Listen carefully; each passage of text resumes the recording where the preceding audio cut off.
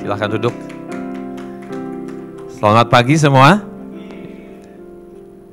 Hari ini kita akan belajar sesuatu yang sudah sering kita ucapkan, ya, yang namanya membangun manusia roh. Tetapi saya yakin Bapak Ibu semua akan mempunyai pengertian yang baru pada hari ini, ya. Kenapa? Topik membangun manusia roh ini adalah salah satu yang cukup sulit untuk dijelaskan secara praktis. Itu intinya ya. Jadi kenapa saya juga bingung waktu rapat 2 bulan lalu ya. Tiba-tiba saya diminta untuk membawakan membangun manusia roh. Ya. Kebetulan salah satu teman baik saya hadir di sini, Pak Rudi ya. Ya, selamat datang ya Pak dan istri di sini. Kami sering ketemu ya kan, dan kita bisa berbicara apa saja sebetulnya ya, mulai dari makanan, mulai dari kuliner dan sebagainya, tetapi kita selalu ada roh yang tersambung, roh maksud ya, niat dan sebagainya untuk membangun generasi muda di komunitas yang namanya ngopi-ngopi gitu ya. Selamat datang Pak. Nah, hari ini kita akan membahas membangun manusia roh, tetapi dengan satu pengertian yang saya coba simpelkan, ya, sederhanakan. Ya, mari kita lihat yang pertama. Nah, yang kita lakukan di sini adalah seri terakhir dari selama sebulan ini, ya, ada 5 topik, ya, dan topik terakhir di sini adalah membangun manusia roh dari Spiritual Capital Series, ya, atau yang The Mind. Nah, pertanyaannya apa sih itu spirit? Atau apa itu spiritual gitu ya. Coba Bapak Ibu tes kepada anak-anak milenial coba ya. Apa mereka gitu. Pernah satu hari saya lakukan, mereka sebut spiritual itu ya agama gitu. Nah, ini menandakan kata-kata yang begitu sering kita ucapkan tetapi meleset jauh daripada sasaran ya. Nah, coba kita kasih kuis sedikit di sini ya bagi yang sudah hadir sering di sini. Next. Kuisnya ini sederhana, kayak sepertinya semua sudah hafal sih, ya. Next. Nah, ini coba. Oke, yang pertama apa itu? So itu apa? Seed of words. Nah, disitulah spiritual ada, ya. Apa yang menjadi firman Tuhan ada di situ. Kemudian so ini diterjemahkan menjadi apa? Wow itu apa? Yuni? Words of wisdom. Oh, ini Pak Hendro lancar banget nih ya. Lancar banget. Dan terakhir sesudah words of wisdom kita harus how itu apa? Bagaimana caranya. Nah, kebanyakan orang Kristen fokusnya di dalam scripture atau firman Tuhan, tetapi jarang memikirkan hal-hal praktis di level yang real, ya, di level yang real, di how-nya seperti itu. Nah, hari ini kita akan coba masuk di dalam hal seperti itu. Next lagi, ya.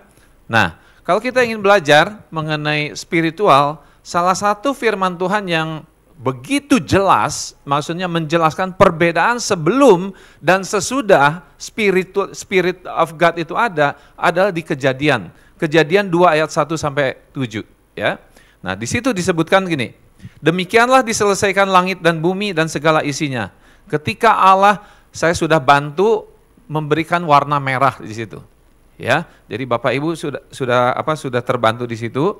Nah, di situ di ayat terakhirnya dikatakan begini, ketika itulah Tuhan Allah membentuk manusia dari debu tanah dan menghembuskan nafas hidup ke dalam hidungnya. Demikian manusia itu menjadi makhluk yang hidup. Jadi jelas sekali bahwa penyebab manusia hidup itu adalah dari Tuhan sendiri. Nah, ini begitu simpel. Nah, tetapi yang kita pengen tahu itu selanjutnya, cerita selanjutnya ya. Nah, coba perhatikan di sini ya. Ada 4 kata kunci di situ disebut menyelesaikan, berhentilah, memberkati dan menguduskan. Ini satu sequence yang saya rasa memberikan hikmat, memberikan wow sama kita. Ya, coba kita lihat di bahasa Inggrisnya di sini, di berikutnya. Ada completed, rest, kemudian blessed and made it holy. Ya, nah saya sudah bantu juga summarize ya di slide berikutnya. Kita lihat. Jadi 4 kata kunci ini kita bisa lihat di situ ada completed, ya, selesai, faithful until well done yang kita bahas di bulan Januari, ya. Nah kemudian rest, kemudian blessed, kemudian made it holy. Nah ini 4 sequence ini yang kita harus tahu. Jadi pada saat kita bekerja misalnya ya, di dalam pekerjaan, kita harus selalu semangatnya adalah menyelesaikan sampai tuntas dengan baik. Baru sesudah itu bisa kita istirahat. Baru sesudah itu kita doakan, baru kita membuat itu holy, make it holy. Jadi artinya apa? Jangan dipakai yang aneh-aneh gitu loh. Waktu kita mencapai satu prestasi di dalam pekerjaan, di dalam rumah tangga, kita jangan pakai yang aneh-aneh. Kuduskan. Itu untuk Tuhan. Jadi bukan untuk diri sendiri. Oke, yang kedua, yang menarik di dalam ayat itu ya disebut gini, semuanya itu belum ada di situ. Kok coba kita mundur satu slide aja. Kita mundur satu slide. Di situ ada yang berwarna biru. Coba berwarna biru itu apa? No apa? No shrub, no plant, for the Lord God has not sent the rain. Artinya gini, semuanya itu belum ada apa-apa, dia bilang gitu.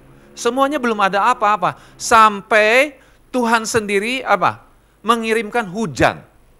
Nah, pada waktu mengirimkan hujan disebut dia itu yang berwarna ungu, but streams came up. Ada streams itu apa? Aliran ya. Aliran itu muncul. Nah, disitulah Tuhan bilang pada saat itulah Tuhan menciptakan manusia. Jadi artinya apa? Ada triggernya, ada timingnya di situ. Ya, kita lihat next slide. God send the rain sama dengan stream itu trigger. Nah, di dalam hidup kita, pada saat kita belajar firman Tuhan, belajar, kok kayaknya nggak ada apa-apa nih. Kok kayaknya nggak biasa-biasa aja nih, gitu loh. Tetapi tuh di dalam firman Tuhan tadi katakan apa? Pada saat Tuhan mengirimkan hujan, baru terjadi itu semua kehidupan melimpah-limpah. Jadi ada timingnya Bapak Ibu semua. Pada saat kita belajar firman, pasti ada timingnya di mana itu menjadi fruitful. Seperti itu. Nah, ini yang kita harus tahu bahwa Tuhanlah sebetulnya yang mengirimkan hujan. Bukan kita yang menciptakan hujan itu.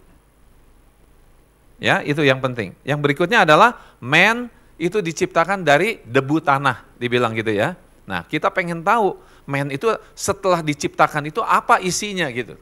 Nah, kita akan dapat jawabannya di dalam kitab namanya 1 Tesalonika 5 ayat 23. Nanti kita akan bahas ke sana. Tetapi yang terakhir yang saya mau katakan apa? Spirit of God itu life.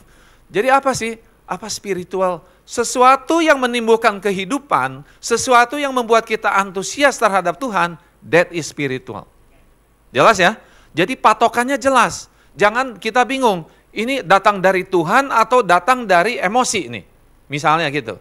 Nah, kalau itu membuat kita mendekat kepada Tuhan, kita harus asumsikan itu adalah berasal dari Tuhan, membawa kehidupan. Ya, memang emosi juga bisa. Ya, membuat kita semangat sebentar, kemudian itu tapi bisa hilang. Nah, jadi waktu ini menjadi penting. Kenapa kadang-kadang kita rajin di dalam firman Tuhan, tetapi tidak ada? Karena Tuhan ingin menguji, apakah itu emosi atau benar-benar roh kita yang mencari. Sampai situ jelas ya? Jadi unsur waktu menjadi penting di dalam hal-hal yang namanya spiritual. Ya, oke, berikutnya kita lihat. Nah, sebelum kita jangan bayangkan hari ini ya, manusia jangan bayangkan hari ini maksudnya semua modern, semua ada Google, semua ada. Tapi bayangkan ini manusia purba gitu loh. Bagaimana manusia purba bisa mengenal Tuhan? No way, tidak mungkin gitu. Yang manusia purba bisa lakukan apa? Dia hanya mengenal dua hal. Next to slide. Ya, dia mengenal ada yang kelihatan, ada yang tidak kelihatan. Itu aja orang purba bisa melihatnya. Betul nggak? Ya, karena sebelum Tuhan Yesus datang ke dunia, kita tidak mungkin bisa mencapai Allah karena Allah sendiri yang datang untuk memperkenalkan siapa dia gitu ya. Nah, jadi di sini yang orang tahu zaman dulu ratusan ribuan tahun lalu hanya mengenal orang tuh, oh ini namanya Gaby, oh ini namanya Lisa, ini yang kelihatan. Tapi yang nggak kelihatannya saya nggak tahu apa tuh. Nah, manusia mencari-cari tuh.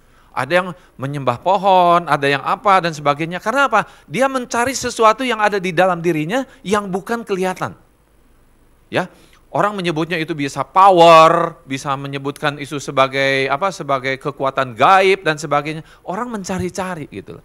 Nah, setelah Tuhan Yesus datang, setelah memperkenalkan dirinya, baru kita tahu. Ya, baru kita tahu. Nah, apa yang coba dari Human Seven Capital itu apa yang kelihatan? Time kelihatan nggak? Time nggak kelihatan, ya kan? Earth kelihatan nggak? Bumi kelihatan, ya. Harta yang kita miliki di bumi kelihatan. Spiritual nggak kelihatan, physical kelihatan, ya. Intelektual, kepintaran nggak kelihatan, ya.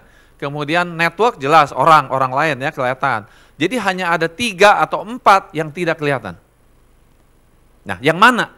Manusia pada zaman itu dia tidak mengenal yang mana ini, gitu. Nah, kalau kita pengen tahu jawabannya ada di Alkitab.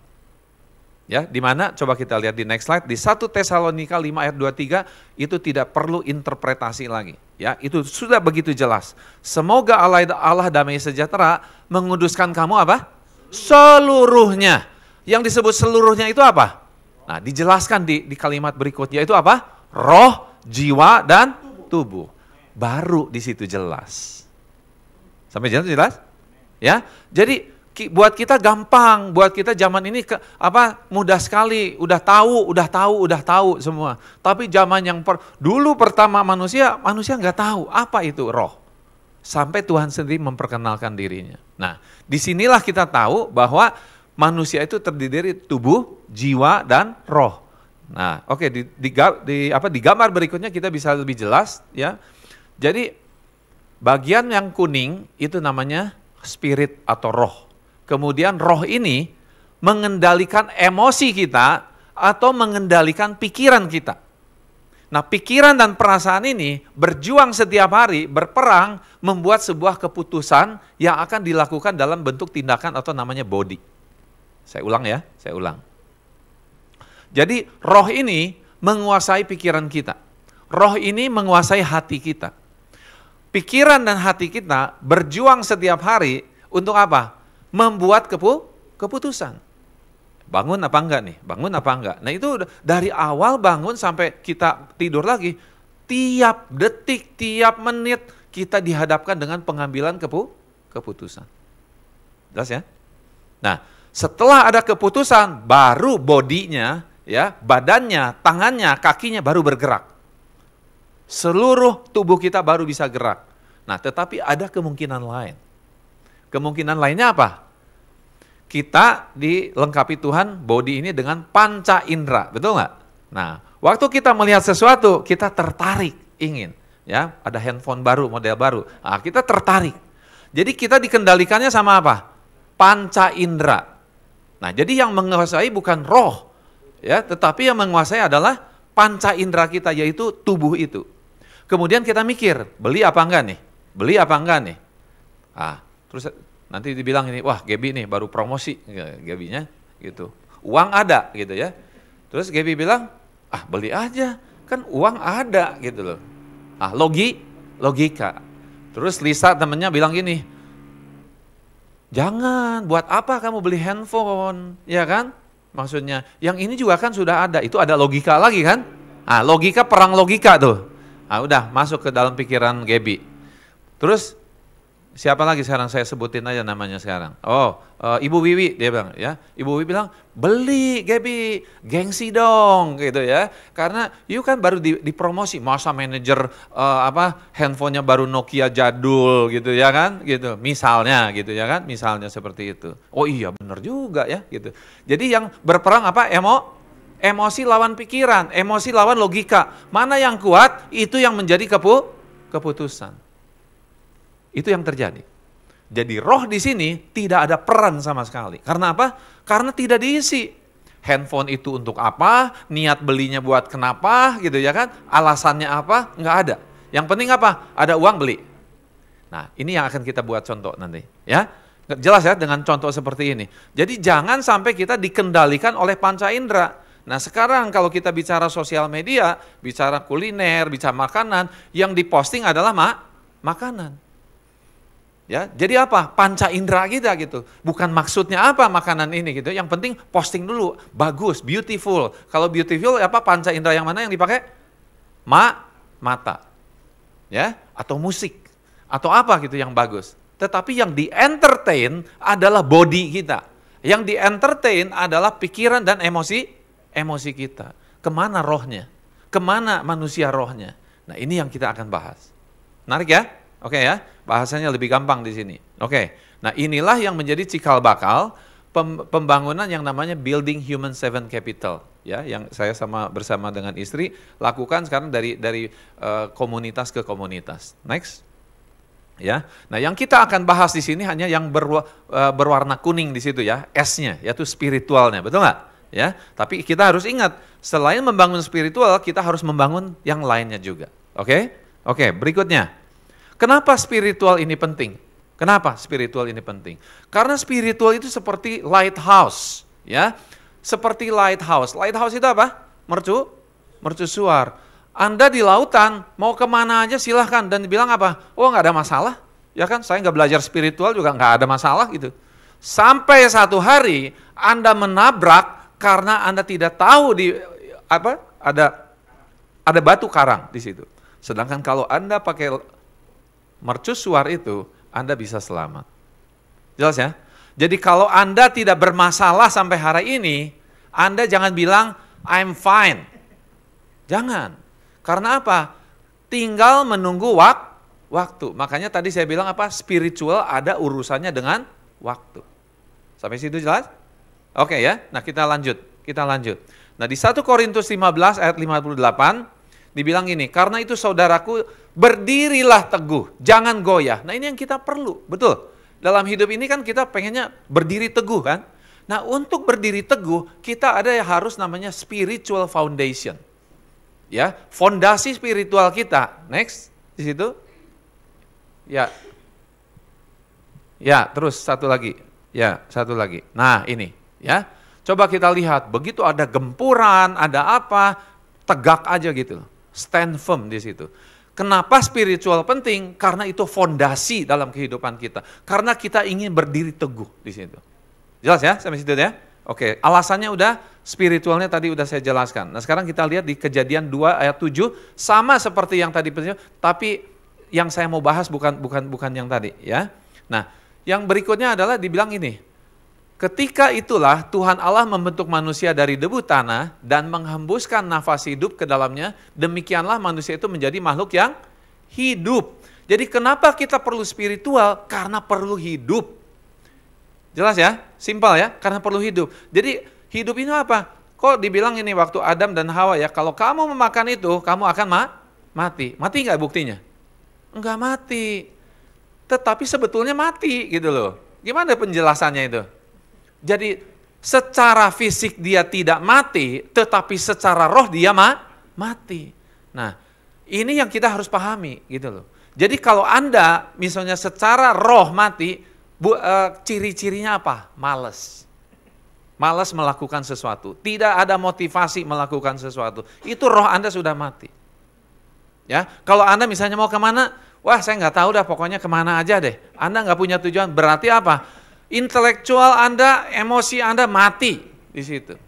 Ya, kita bicara mengenai mati ini bukan mati secara fisik. Anda bisa mati secara 7 capital ini. Kalau time Anda mati, berarti Anda sudah dipanggil Tuhan. Itu namanya time itu mati. Kalau earthly capitalnya mati, berarti apa? Harta yang Anda miliki, itu Anda pakai sesuatu yang tidak baik sehingga membawa ke permasalahan. Itu juga mati artinya. Jelas ya? Nah, kesehatan Anda mati, fisikal mati. Pada saat apa? Anda nggak bisa apa-apa. Anda lumpuh, Anda sakit, itu juga mati. Nah, jadi pengertian mati ini, Anda sekarang hubungkan dengan hidup. Nah, kalau Anda punya spirit, ya, membangun spirit dengan Tuhan, Anda akan membawa kehidupan. Nah, ini alasannya. Kenapa spiritual penting? Nah, ini ada beberapa ayat, saya cepat aja ya. Sebab seperti tubuh tanpa roh adalah mati. Ternyata banyak orang yang tubuhnya ada, tetapi rohnya sudah mati. Jelas ya di sini. Jadi jangan bilang saya oke kok. Jadi kalau Anda dipertemukan dengan orang yang bilang saya oke, jangan bilang oke. Mungkin tubuhnya oke, tetapi hatinya penuh luka, hatinya penuh dengan satu iri hati misalnya. Itu juga sudah mati sebetulnya. Yes ya? Oke. Nah, berikutnya yang menarik. Sebab barang siapa menabur dalam daging, ia akan menuai kebiasaan kebinasaan, dari dagingnya, tetapi barang siapa menabur roh, ia akan menuai apa? Hidup yang kekal. Bukan cuma hidup, tetapi hidup yang kekal. Nah, ini bedanya dengan ayat yang tadi. Jadi kalau Anda membangun roh, sebetulnya Anda sedang membangun suatu hubungan yang akan menjamin Anda masuk di dalam hidup yang kekal. Oke ya? Ben? Oke? Waduh, tegang sekali. Mungkin saya terlalu berapi-api nih ya. Iya. Excited soalnya gitu ya. Saya excited sekali karena apa? Karena ini saya dapatnya juga lama gitu ya. Tetapi ada satu kesempatan hari ini saya bisa membagikan dan saya rasa kita bisa masuk ke dalam milenial menjelaskan dengan sederhana. Yang berikutnya yang menarik ya. Di 1 Tesalonika 5 ayat 23 ayat yang tadi tetapi penekanannya lain. Ciri-ciri orang yang dia spiritualnya bagus bukan ayat hafalannya banyak. Bukan, itu intelektualnya bagus. Ciri-ciri orang yang spiritualnya bagus, dia punya damai sejahtera. Apapun yang terjadi, dia bisa tenang gitu loh.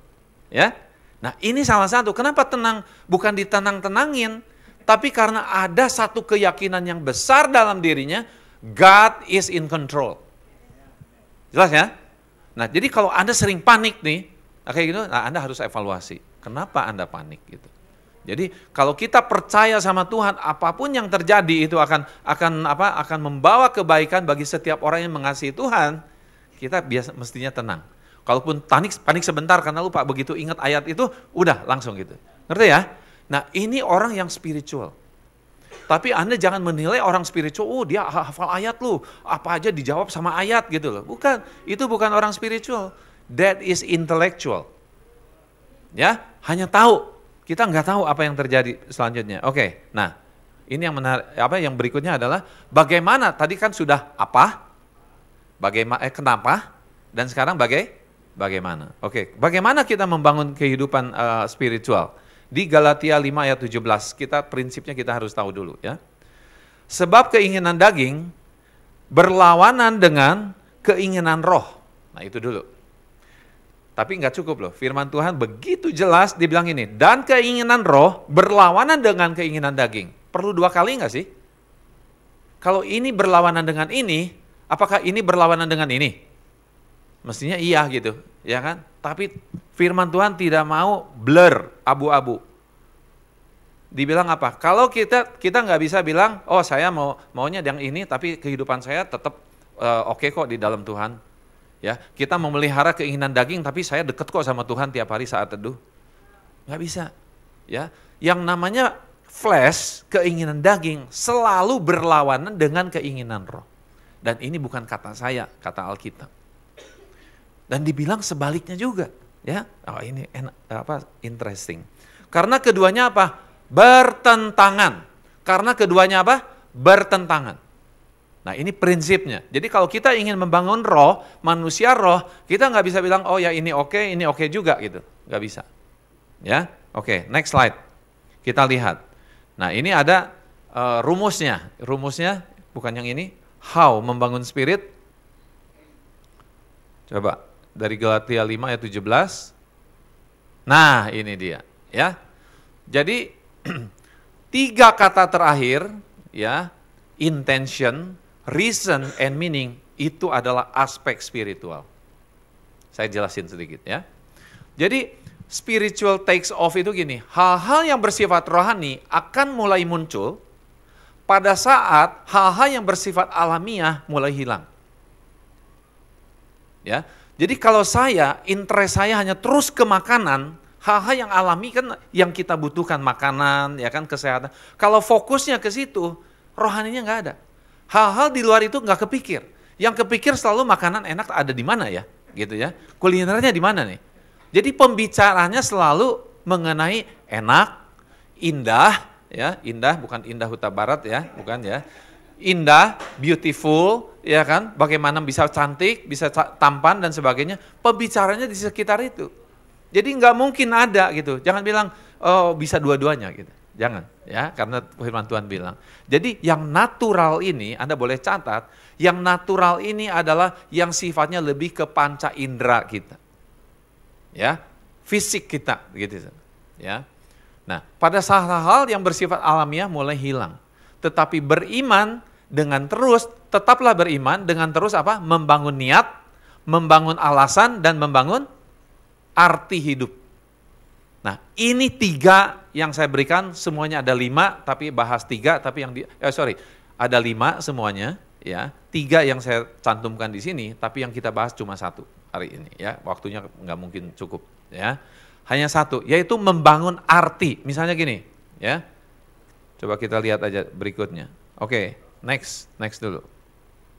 Kita sekarang membangun manusia roh sama dengan membangun arti hidup bersama dengan Tuhan. Coba kita ulang. Membangun manusia roh sama dengan membangun arti hidup bersama dengan Tuhan. Bukan membangun arti hidup aja, harus ada Tuhannya. Ya, karena dasar daripada semuanya adalah faith yang tadi bilang. Faith itu apa? Munculnya dari pendengaran, dan pendengaran akan firman Tuhan. Jadi bukan membangun arti hidup dengan interpretasi sendiri. Itu bukan spiritual. Yang namanya spiritual harus ada faith-nya. Faith itu berasal dari pendengaran dan akan firman Tuhan. Ya, jelas ya? Oke. Nah, kita lihat sekarang di ini ya. Nah, saya punya buku ini ya, buku. Saya buat di tahun 2017 ya. Isinya apa? Isinya ada 22 ayat Alkitab selama 33 tahun. Yang sangat relevan, sangat meaningful, sangat penuh arti buat kehidupan saya.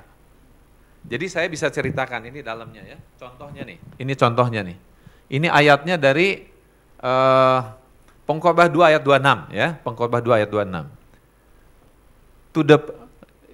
Terjemahannya gini, kepada siapa yang dikenannya ya, Tuhan memberikan wisdom, knowledge and happiness. Tetapi kepada orang-orang berdosa diberikannya tugas untuk menggather and storing up wealth, untuk mengumpulkan harta yang mana dia akan diberikan kepada orang yang mengasihi apa yang menyenangkan Tuhan. Nah, saya tulis di sini ada tulisan red di sini ya. Ada ya? Nah, itu artinya apa? Semua hal yang berhubungan dengan ayat ini yang saya alami. Misalnya gini. Saya temukan ayat ini di tahun 2006 tanggal 31 Juli. Konteksnya pada saat itu apa saya mendapat ayat ini? Terus kasus apa yang terjadi? Kenapa saya ini menjadi penting dan sebagainya? Saya tulis semua di sini. Jelas ya? Nah, selama 33 tahun 22 ayat, enggak banyak. Tapi saya membangun sesuatu kayak seperti lighthouse. Seperti mercusuar, satu step gitu. Nah, ini sekarang udah berapa tahun ya. Nah, ini yang terjadi. Nah, contoh lain ya, bagaimana kita memberi arti dalam hidup kita kalau Tuhan sudah sering kita udah dengar ya, God itu. Oh, kita sering dengar ya. Sampai kita mungkin gimana kita bisa relate kepada Tuhan itu.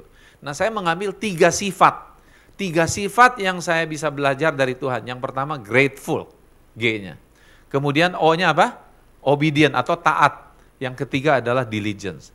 Jadi pada saat kita ngomong Tuhan atau God, saya selalu ada 3 kata itu di dalam kepala saya. Ngerti ya?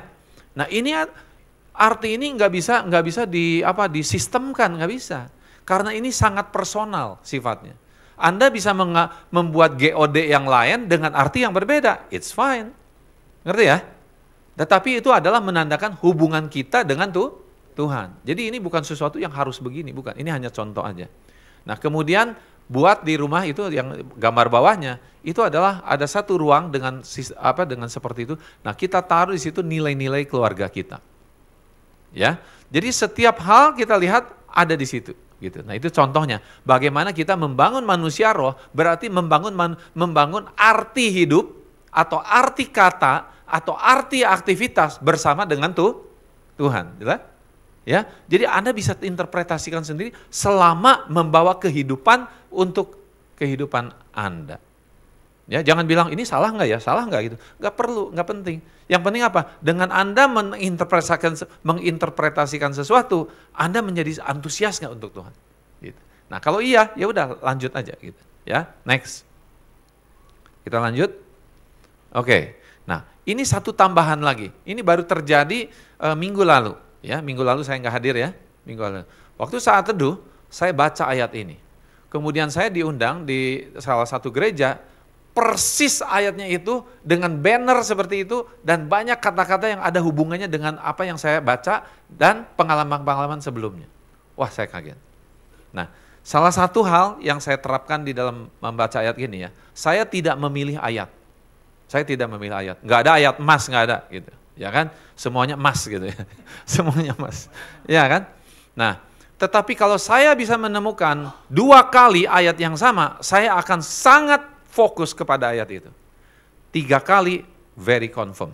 Tetapi Anda nggak bisa apa ya, milih-milih gitu loh, ya, nggak bisa milih. Nah, jadi ini salah satu ayat yang muncul 2 kali dengan satu konteks kehidupan di dalam 2 minggu terakhir ini yang sangat ada hubungannya gitu. Jadi bilang Tuhan apa? Kamu akan kuberikan hati yang baru. Kemudian apa? Roh yang baru. Nah, jadi roh yang baru apa? Arti yang baru. Roh yang baru artinya apa? Alasan yang baru. Roh yang baru artinya apa? Yang tadi satu lagi, niat yang baru. Jelas ya? Jadi roh itu mengandung tiga aspek itu. Niat kita, ya, alasan kita, kemudian apa? Arti hidup kita. Nah, Anda akan sangat excited sekali gitu. Kalau Anda menemukan, Gaby, God is always before you gitu. Coba Gaby, waktu kamu terima akronim itu, kamu merasa seperti apa? Coba maju sebentar ke sini. Ayo. Nanti ada juga, tetapi ini sebentar aja karena namanya cukup pendek ya. Ya, Gaby. Gaby, coba ceritakan waktu saya memberikan akronim apa namanya Gaby, God is always before you. Waktu itu kamu sedang mengalami apa dan apakah ayat ini cukup arti kata ini cukup berbicara nggak mengenai kehidupan kamu? Dadakan nih Om. Saya baru dapat akronim itu waktu Om ngasih 2 minggu yang lalu kalau nggak salah ya. Yang saya dapat pada saat Om Hengki ngasih saya akronim itu God is always before you, itu seperti sesuatu yang mereminder ke pribadi saya, karena dalam kehidupan kan pasti kita banyak yang kita pikirkan, entah itu pekerjaan, entah itu pasangan hidup, entah itu mungkin soal pelayanan atau banyak lah gitu kan. Dalam satu hari pasti banyak yang akan kita pikirkan, tapi yang saya dapat itu seperti ini, dalam kita menghadapi kehidupan kita sehari-hari, terkadang kita tuh hanya menaruh di pikiran kita aja, tapi kita lupa kalau kita bisa berserah sama Tuhan. Kita tuh kalau dapat satu masalah atau dapat sesuatu yang mungkin kita pikirkan, kita pendam terus itu, tapi kita nggak bawa dalam doa mungkin, atau mungkin kita nggak berserah sama Tuhan, kita hanya menjalankan semuanya itu dengan jalannya kita sendiri gitu. Nah, dengan Om Hengki memberikan akronim itu kepada saya, secara nggak langsung Tuhan ingin mereminder ke saya kalau tenang, jangan lupa loh ada saya gitu, saya ada Tuhan Yesus. Jadi kita tuh nggak boleh harus tenang. Bahasa Inggris tadi apa? Damai, sejahtera atau peace.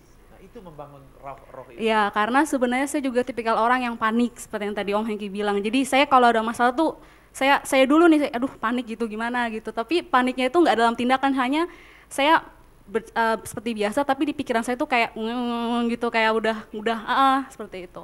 Jadi kalau saya tanya pada saat itu terjadi, Gaby apa kabar? Hah? Kalau pada saat itu kamu sedang mengalami kan, gitu kan, saya nggak tahu yang di dalamnya apa kan. Yang saya tahu Gaby itu orangnya ceria gitu kan, ceria dan sebagainya. Terus saya tanya, Gaby apa kabar? Kamu jawabnya kira-kira apa? Baik Pak. Baik, padahal tidak baik di dalamnya gitu loh, ya. Oke, thank you Gaby ya. Ya, tepuk tangan dulu. Nah, itu yang sering kita gini, karena kebiasaan kalau ditanya apa kabar? Baik. Atau apa kabar? Satu lagi, luar biasa. Padahal tidak luar biasa, sedang bermasalah. Nah, makanya kenapa saya mengintroduce satu hal yang baru, yaitu apa? Kalau ditanya apa kabar? Tidak biasa. Nah, tadi tanya tuh Leora, mana Leora di sini? Leora tanya, kenapa tidak biasa Pak? Karena tidak ada 2 hari yang sama, tidak ada berkat Tuhan yang 2 hari yang sama. Dibilang di dalam firman Tuhan selalu baru tiap pagi. Nah, itu dasarnya. Jadi bukan asal pengen beda, bukan. Karena saya mengalami, merenungkan hal ini gitu. Apakah jawab luar biasa salah? Enggak salah. Tapi maksudnya jujur dengan keadaan diri sendiri. Kalau lagi nggak enak jangan, apa kabar? Luar biasa. Dalam hati, aduh sebetulnya saya nggak masalah nih. Nah supaya aman, Anda jawabnya apa? Apa kabar? Tidak biasa. Kalau tidak biasa, nggak tahu nih lagi seneng atau lagi sedih gitu ya kan?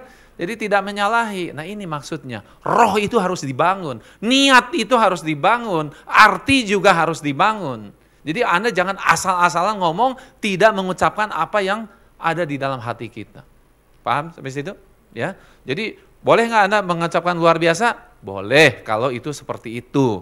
Kalau enggak, pilih yang lain. Oke ya, jelas. Oke, next. Nah, jadi ini nambah satu nih ya, nambah satu.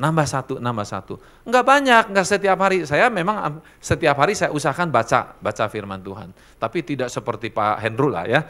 Kalau Pak Hendro bisa 1-2 pasal, kalau saya 1 ayat. Tapi saya bawa kemana-mana saya itu ayat. Kalau ada yang menarik saya pikir terus, bisa seminggu, biasa apa nih artinya gitu. Ya masing-masing orang punya habit, nggak apa-apa ya, beda ya. Nah tetapi yang saya mau katakan ini, tulis ya, apa yang Anda pengalaman bersama dengan Tuhan itu tulis. Supaya apa? Supaya Anda bisa kuat gitu loh. Anda nggak mungkin bisa ingat semua firman Tuhan, semua pengalaman-pengalaman ajaib bersama dengan Tuhan. 5 tahun yang lalu, wah dahsyat mengalami sesuatu. Udah sekarang lupa, semua lupa. Jadi Anda tulis. Ini nggak perlu lama, nggak perlu seperti ini ya, maksudnya gitu. Ini masih belum berupa buku, bukan. Ini hanya kompilasi aja gitu loh. Daripada lupa saya tulis di situ. Nah ini salah satu ya. Nah sekarang real life case, kita lihat yuk. Ini kasus ya. Nah saya di tahun 2015 dapat ayat ini ya, 1 Korintus 2 ayat 9. Apa yang tidak pernah dilihat mata, tidak pernah didengar telinga dan hati manusia itu seperti itu. 2 tahun kemudian muncul lagi ayat ini.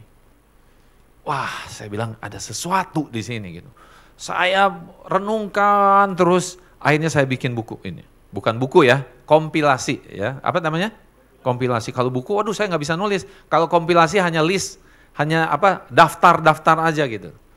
Akhirnya saya taruh ayat itu ya di sebelah kiri sini ya, tulis di situ. Dan saya yakin ini yang namanya ayat inovasi. Ayat apa? Inovasi. Jadi Tuhan akan berikan kepada Bapak Ibu semua hal-hal yang tidak pernah dilihat mata. Hal-hal yang tidak pernah didengar oleh telinga kita. Tetapi ada syaratnya apa di situ? Semua yang disediakan Allah untuk mereka yang mengasihi Dia. Love itu apa? Fokusnya on others, not on self. Nah, kalau Anda fokus kepada orang lain, ya, membantu orang lain, dijamin oleh ayat ini, Anda akan menjadi orang-orang yang punya hikmat, punya kreativitas. Jadi jangan tertipu, saya mah orangnya nggak kreatif. Nah, kayak gitu ya kan. Itu jangan pernah percaya seperti itu. Itu semuanya bisa dilatih, ya. Nah, ini yang terjadi, kemudian next kita lihat. Nah, kemudian saya bukukan ini, ya kan? Oke. Nah, di situ saya tulis di sini ada namanya unique and useful. Ya, ini unique and useful. Nah, ini bulan Oktober 2017. Kemudian beberapa minggu kemudian atau 1-2 bulan kemudian saya bantu Anugerah Church di sini. Ya. Ketemu kan? Ya, Pak Daniel bilang mau bikin gereja dan sebagainya. Kita cari, ya kita bikin visi, misi dan value ya di situ. Saya bilang, Pak Daniel mau nggak? Saya punya satu buku namanya Unique and Useful, ya kan? Jadi U-nya kita bikin gereja ini menjadi sesuatu yang unik. Oh boleh, ya udah bikin aja usefully unique. Nah itulah ceritanya Pak Michael. Pak Michael itu yang tanya, orang pertama yang tanya waktu Januari 2018 ya. Pak, itu dari mana tuh kata-kata itu? Nah ini sejarahnya sedikit. Jadi yang saya mau katakan gini, Anda tekun aja. Baca firman, tulis apa yang Anda dapatkan dari Tuhan, tulis. Enggak usah berupa cerita apa banyak-banyak, listnya aja, daftarkan aja. Oh saya merasa dapat ini hubungannya dengan ini, dengan ini, dengan ini, dengan ini. Nanti waktu Tuhan kirimkan hujan itu, trigger itu, Anda bisa melihat kaget. Karena yang mengkreasi semuanya, mengorkestra itu semua, siapa? Tuhan. Saya emang tahu bakal ketemu Pak Daniel. Apakah saya tahu bahwa Pak Daniel bakal bikin gereja? Saya nggak tahu. Saya dibawa ke sini oleh Pak Senta waktu itu ya, di sini. Pak Endarta ada ya di situ. Tetapi tekun aja. Saya sampai bingung ya. Kadang-kadang saya bikin akronim lagi, akronim ini ada gunanya enggak ya segitu. Nah, waktu seperti itu datang, oh saya tahu.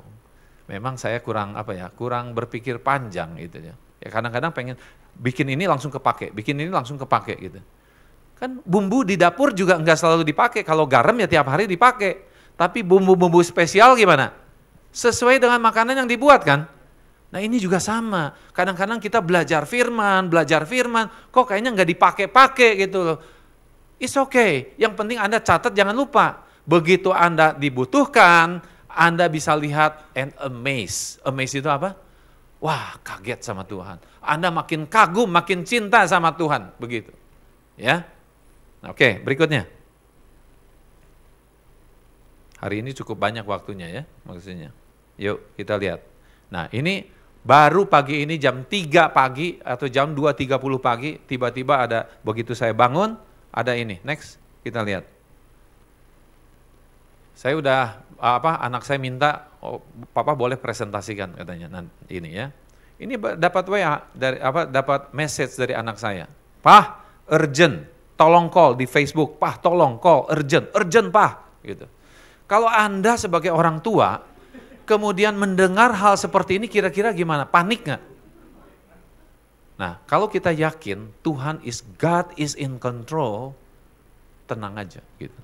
Nah, Tuhan kasih ketenangan sama saya, it's okay, apa sih maksudnya gitu yang terjadi? Ngerti nggak maksudnya? Nah, ini namanya membangun manusia roh. Jadi membangun kepercayaan bersama dengan Tuhan. Membangun apa? Arti. Jadi ini artinya apa? Kalau saya artikan ini sebagai malapetaka, berarti saya panik nggak? Panik. Tapi kalau saya mengartikan ini, something is going on. Sesuatu sedang terjadi dan saya belum tahu apa, maksudnya Tuhan apa, niatnya Tuhan apa, saya belum tahu. Nah, kalau saya punya pikiran begitu, tenang. Next. Akhirnya dia cerita handphonenya mati. Ya, tiba-tiba mendadak mati. Dia tidak bisa komunikasi kemana-mana, satu-satunya komunikasi yang dipakai adalah Facebook Messenger. Dia udah panik banget karena semua mungkin hasil kerja atau contact person, dan dia juga kan ada kerjaan di situ. Dan dia bertanggung jawab untuk menyelesaikan pekerjaan. Dia nggak bisa kontak, orangnya juga nggak tahu di mana gitu. Ya, nah itu yang terjadi. Tapi singkat cerita, saya kasih tahu, oke, tenang, ya kan. Sekarang yang nextnya apa yang penting? Yang sudah. Yang nextnya apa yang penting? Sesuatu yang urgent, coba list down semua hal-hal yang urgent. Misalnya, oh ada pembayaran bank, misalnya kan muncul. Kemudian ada ada kliennya dia yang harus dikontak, tulis saja semua. Saya bilang satu-satu, udah lakukan itu aja. Ya akhirnya dia juga tenang, ya kan. Dia juga tenang dan akhirnya dia bilang ini, ternyata apa ya? 2 minggu ini terakhir atau seminggu terakhir ini memang Tuhannya kayaknya udah mempersiapkan saya. Nah ini ayat yang dia bagi, ya. Ini ayat yang dia bagi di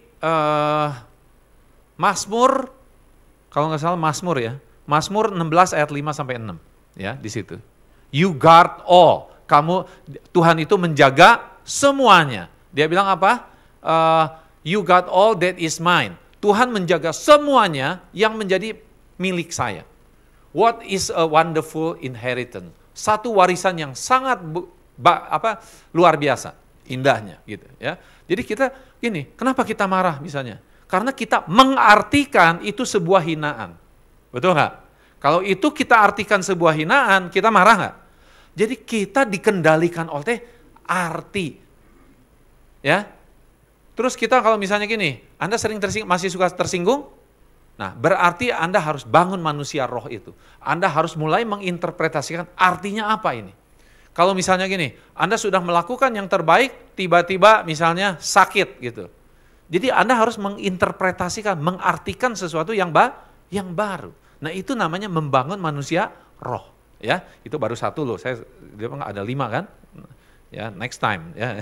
Ya kan? Nah, ini contohnya, nextnya ya. Jadi ini adalah pengalaman pribadi saya. Nah sekarang kita luaskan ini menjadi pengalaman yang orang-orang lain di sini. Next, terus, ya ada satu orang namanya Ibu Pauline ya di situ. Nah Nah, gambar ini pernah saya kasih ya sama dia. Mundur dulu satu kayaknya, mundur satu. Nah, ini ya. Jadi gambar ini pernah saya kasih ya kepada dia.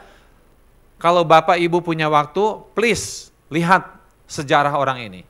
Anda akan belajar yang namanya spiritual itu apa. Anda akan belajar membangun manusia roh itu apa. Ya, dia punya satu tujuan, satu arti hidup yang dia pegang terus apapun yang terjadi. Ya, itu ada di TEDx berikutnya. Ya, di TEDx ada video di situ, Anda bisa dengarkan ceritanya. Sangat inspiratif. Waktu gubernur DKI sebelumnya dia bantu di situ. Ya, oke, next. Ya, nah sekarang apa yang ada di dalam storehouse ini? Ya, next. Ya, berikutnya. Oke. Nah, inilah salah satu program Pathfinder yang kita lakukan, yaitu apa? Memberi arti. Sehingga akan timbul apa? Respon yang antusias. Itu aja sederhana ya. Jadi dengan akronim tadi itu membantu. Nah, sekarang saya minta yang fotonya ada di sini boleh maju ke depan. Ibu Marlin, Ibu Gina, Ibu Gaby, Budiman, sama Feby. Silakan maju ke depan. Ya.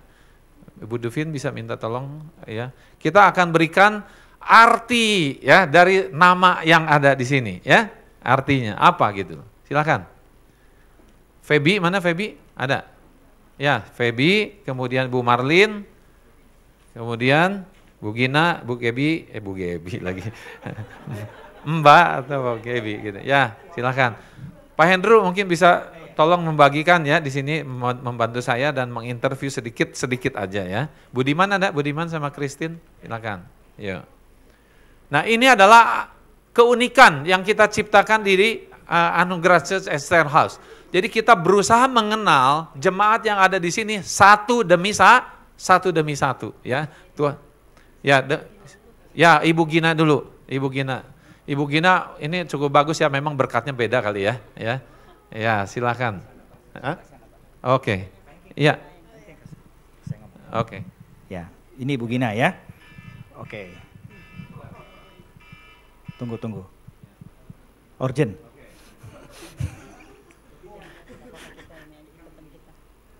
Ya. Ya, oke. Berikutnya Ibu Marlin.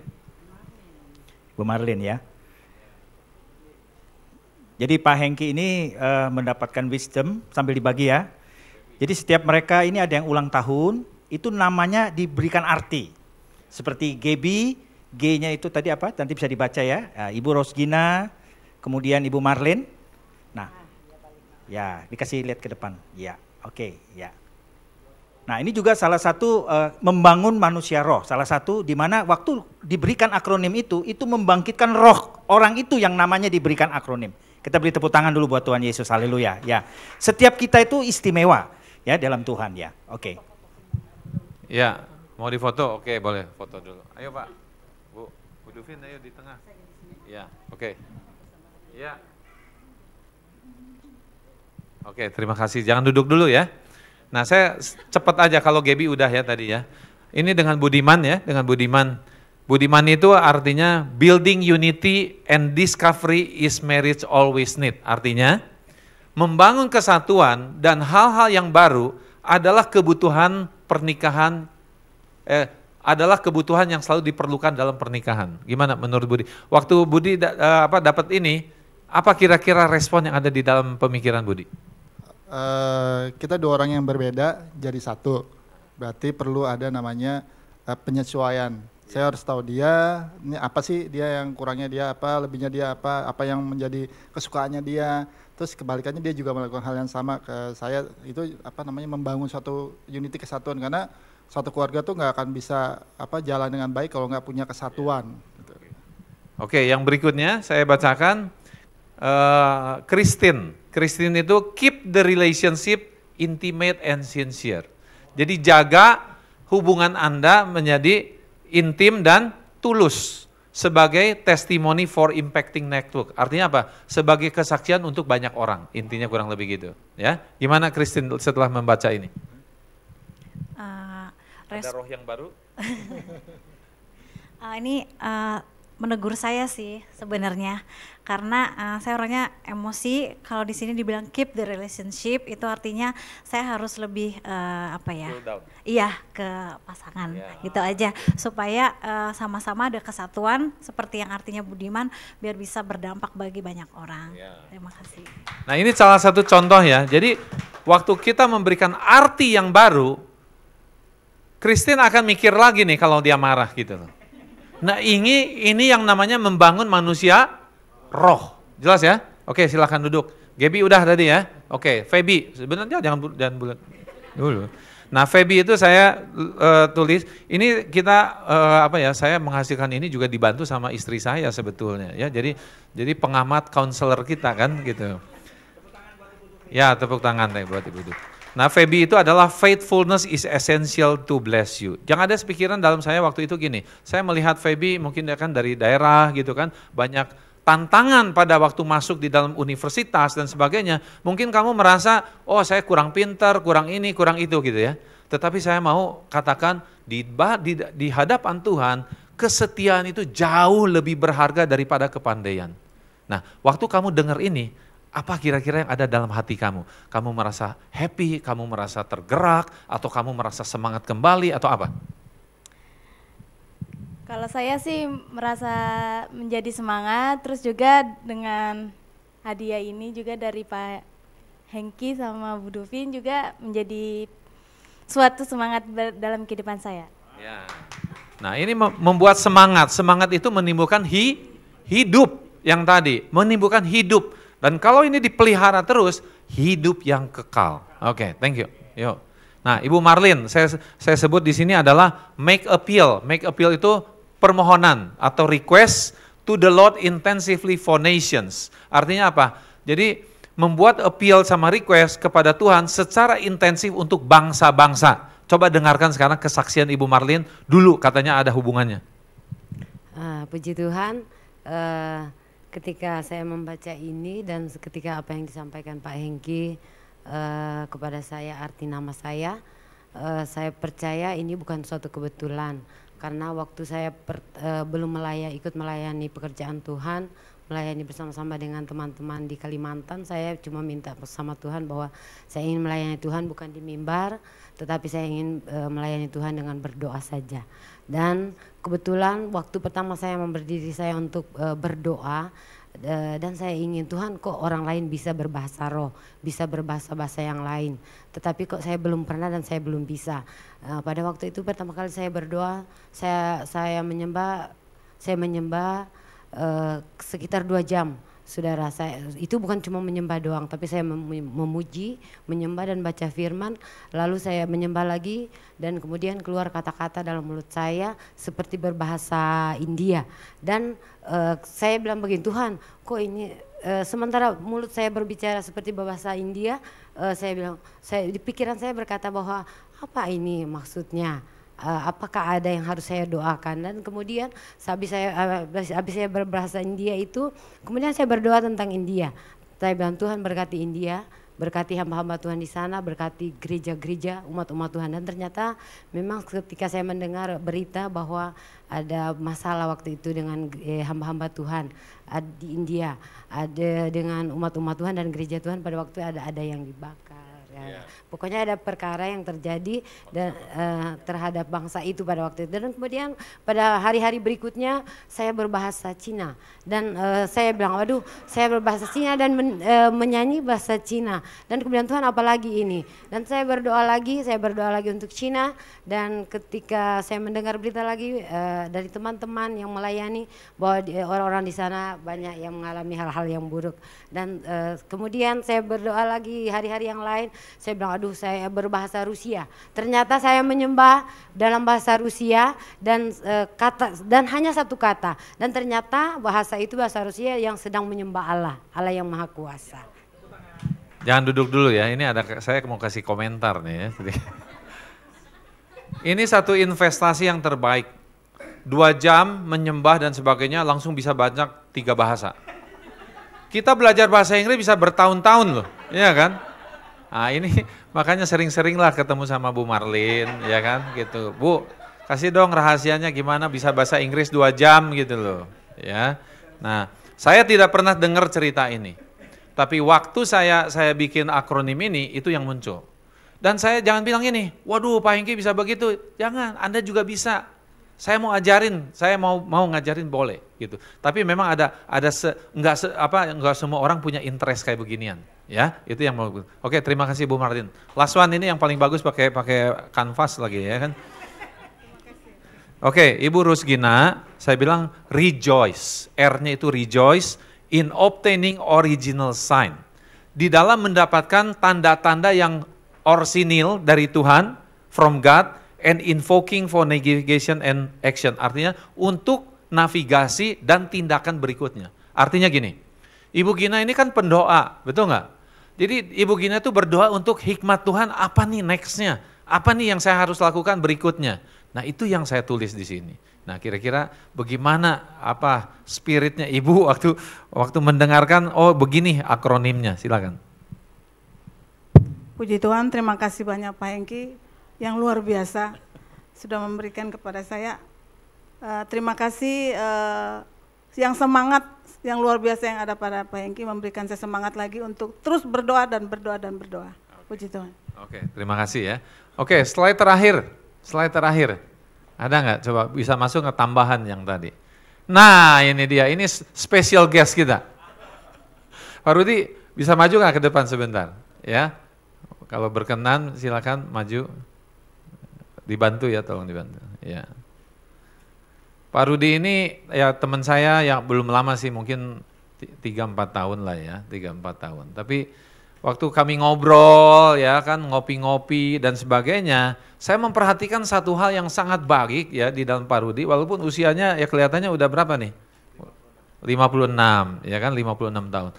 Jadi waktu kita ngobrol biasanya gini, saya nggak mau ngobrol begitu aja, nanti bagian sulitnya tuh dikasih sama saya.